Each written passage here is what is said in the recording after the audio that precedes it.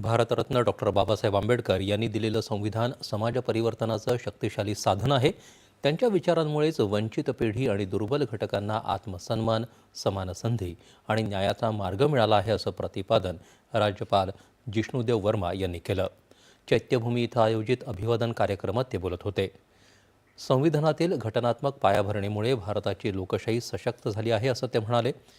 Doctor Babasaheb Ambedkar यांनी मांडलेला आर्थिक दृष्टिकोन, चलनव्यवस्था आणि आर्थिक स्थैर्य याविषयीचे विचार आजही कालसुसंगत आहेत, असं मुख्यमंत्री म्हणाले.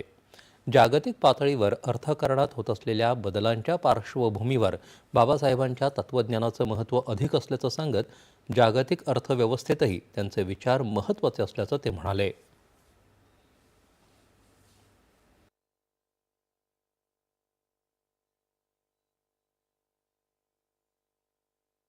हे जे आर्थिक विचार भारतरत्न डॉक्टर बाबासाहेब आंबेडकरांनी 1923 साली सांगितले होते, त्या पुस्तकात नमूद केले होते.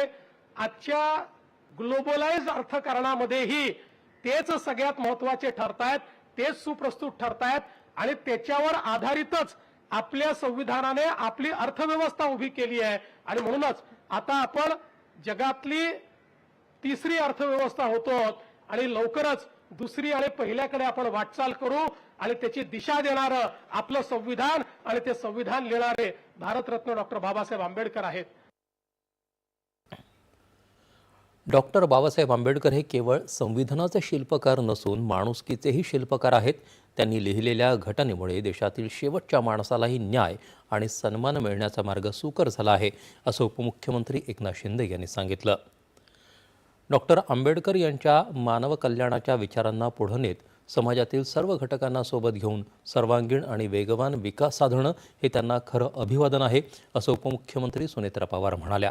या कार्यक्रमाला विधान परिषदेचे सभापती राम शिंदे, विधानसभेचे उपाध्यक्ष अण्णा बनसोडे, मंत्री छगन भुजबळ, आशिष शेलार, मंगल प्रभात लोढा, संजय राठोड, संजय शिरसाट, महापौर रितू तावडे उपस्थित होत्या.